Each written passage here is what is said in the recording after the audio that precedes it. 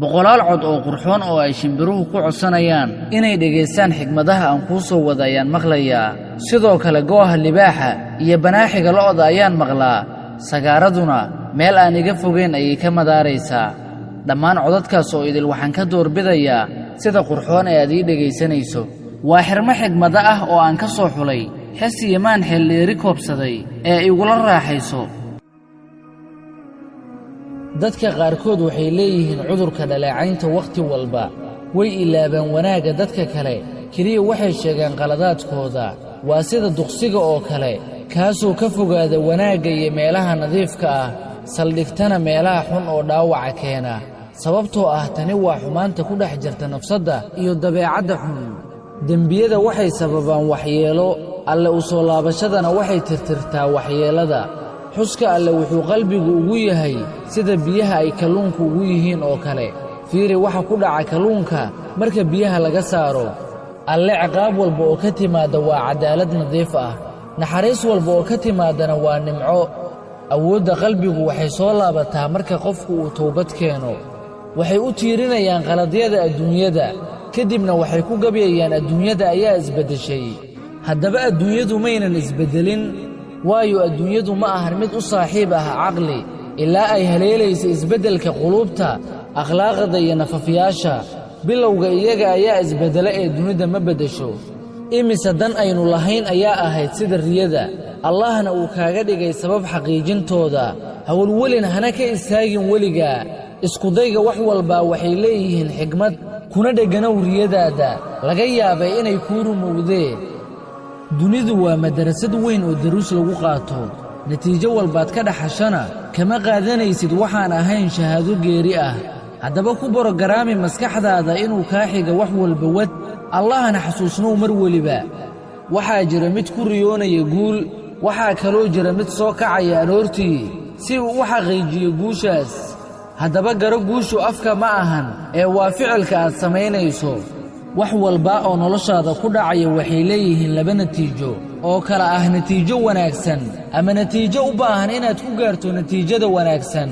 dhacdo walba oo kugu dhacdana waxaa lagaa rabaa inaad ku dadaasho sidii aad u wanaajin lahayd. waxaa jira shakhsi kuu hadiyeynaya jacayl adigoon waxba u hadiyeynin. waxaa kaloo jira qof kuu hadiyeynaya niyadjab iyo xanuuno kadib markii aad u hadiyeysay wax walba. haddaba ha raaraacan cilladaha si walba uu cafiskaagu u qurxoon yahay. waxay u jirayaan xasuusaha nolosha si daruus loogu qaato, kuwa maqanna waxaa loo soo qaadan keliya tusaale. haddaba adigu ka muuqo tusaale walba oo wanaagsan. noloshu waxay shabbahdaa boosajada tariinka, dhammaan waynu iskugu nimaadnaa, balse ugu dambayntii qof weliba wuxuu wajahayaa dalxiiskiisa u gaarka ah. aad ayaad u daalaysaa goortii aad raacdo hadallada niyadjabka leh oo ay kugu dhahayaan kuwa ku hareero jooga. aniguse waxaan ku leeyahay iskaga jeeso jaahilka. saaxiibtinimadu waa kelimad qaali ah, qof walbaana ma helayo. quruxda dunidana waxaa ka mid ah saaxiib kuu rajeeya farxaddiisa ka hor. ku dhaawac qofka runta, balse marnaba ku farxadgelinin been. haddii aadan aqoon u lahayn qofka, ku sharaf maladaada wanaagsan. qofka uu daaliyey samirka, noloshu ma dhaawacdo. qofka gartaana qiimaha jacaylka, wuxuu harsadaa midhihiisa.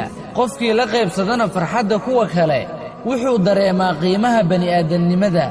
ha u oggolaanin inay kaa ogaadaan dadka jecel jabkaada waxaanan ahayn farxaddaada. yaysan arkin waxaan ahayn dhoolbirkaada. haddaad siciriiri dareento qur-aanka ayaa ah jannadaada. haddii ay ku xanuunjiso kelinimada, allaha ka sarreeya samada u dir dacwadaada. haddayse ku weyddiiyaan akhbaartaada, ku xamdi allaah oo dhoola cadday. ha ka yeelin duruuftan kugu hareeraysan inay daciifiso iimaankaagii iyo yaqiintaadii iyo maladii wanaagsanayd ee aad allaah ku qabtay. allah haddii uu doono wuu ku siin wixii aad rabtay, balse isweydii sababta lagaaga soo daahiyey. ogow daahitaankaasi inuu khayr kuu yahay. alle wuu garanayaa wakhtiga munaasibka ku ah ee uu kaaga farxin lahaa, wuxuuna kaa doonayaa keliya inaad xusto in badan, uuna arka adiga oo garaacaya albaabkiisa. maxaa ka wanaagsan naftaa u fasiranaysa wax walboo hareeraheeda ahaaday khayr, aananna ka malaysanaynin kuwa kale waxaanan ahayn khayr.